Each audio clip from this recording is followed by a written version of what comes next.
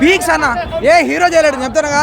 పెద్ద హీరోలు ఎవ్వరు ఆ ధనుష్ రేంజ్ ఉన్న ఇప్పుడు చిన్నగా వచ్చిన యాటిట్యూడ్ స్టార్ కూడా ఆ సినిమా ఈ సినిమా అన్న బిచ్చగాడు. అసలు బిచ్చగాడులో హీరో ఉంటాడు అన్న, తెల్లగా ఉంటాడు ఆయన, సెట్ కాడు, సినిమాకి సెట్ కాలే. కానీ ధనుష్ అయితే నిజంగా పిచ్చోడని అనిపించింది, అంత పిచ్చికున్నాడు అన్న. సినిమా మాత్రం అసలు నాగార్జున అది క్యారెక్టర్ గింతే ఉంటుంది అన్న. నాగార్జున డామినేట్ చేయడం కాదు, నాగార్జున క్యారెక్టర్ గింతే ఉంది. కానీ సూపర్ నాగార్జున గారు ఈ సినిమా ఒప్పుకోవడం గ్రేట్ అన్న. ఎందుకంటే ఆయన విలన్గా ట్రై చేద్దాం అనుకున్నాడు, స్టార్టింగ్ అంతా విలన్గానే కనపడతాడు, కాబట్టి లాస్ట్లో మంచోడు అవుతాడు.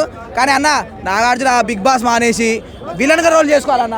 నాగార్జున బిగ్ బాస్ మానేసి విలన్ రోల్ చేసుకుంటే సూపర్ లైఫ్ ఉంటుంది అన్న నాగార్జునకి. హీరో కొద్దు కానీ ఇక విలన్ జగపతి బాబు ఎట్లయితే విలన్ చేసిండో ఇక కూలీ నుండి స్టార్ట్ అవుతారన్న, మొత్తం విలనే. నాగార్జున కట్అవుట్కి ఈ సినిమాలో చాలా బాగుంది, కానీ దీంట్లో కొద్దిగా చూపించారు. నెక్స్ట్ కూలీలో బాగా చూపిస్తారన్న. పట్లు ఉండవు, చాలా నో వల్గారిటీస్, అసలు చాలా ఎమోషనల్గా గురవుతారు.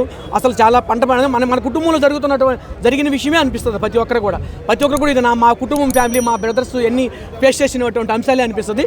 సో ఓవరాల్ మాత్రం మూవీ చాలా అద్భుతం, సూపర్. అంతే అంటే 5 అంటే 6 3 ఇయచ్చు. So thank you. నేను ఒక బిచ్చగాడు లాగా కనపడ్డాను కదా, అలాగే ఉంది. బిచ్చగాడు పాత్రలో ధనుష్ చేస్తే ఎలా ఉంటుంది, ఎంత అద్భుతంగా ఉంది. మనం ఒక పాత బిచ్చగాడు, ఒక సినిమా వచ్చిన బిచ్చగాడు అంతకన్నా గొప్పగా నటించాడు, కొత్త హీరో కనపడ్డాడు. నిజంగా బిచ్చగాడు అంటే ఇలా ఉంటాడా? టోటల్గా చెత్త కుప్పలో చూపించారు భయ్యా, చెప్తాను కదా, టోటల్గా చెత్త కుప్పలో చూపించారు. స్టార్ హీరో తమిళ్లో అటువంటి హీరోని తీసుకొచ్చి నీకు అటువంటి ఏముండవు, బీజిఎమ్స్ ఉండవు అని చెప్పేసి తీసుకొచ్చి ఇరికిచ్చి ఆ పాత్రలో ఒప్పించారు. Really great. శేఖర్ కమ్మల కూడా తన జోనర్ టోటల్గా మార్చిపడేసాడు. తమిళ్లో మలయాళంలో రాన్ రష్టిక్ ఉంటే ఈ పునాదులకు వెళ్తారు వాళ్ళు, పిచ్చగాడి బాధలు నష్టాలు తీస్తారంటారు. అటువంటి అద్భుతమైన పాత్ర చేసిండు, అద్భుతంగా అనిపించింది. నాగార్జున గారి పాత్ర అయితే అసలు ఆయన ఒప్పుకోవడం గ్రేటు, చాలా అద్భుతంగా చేసిండు.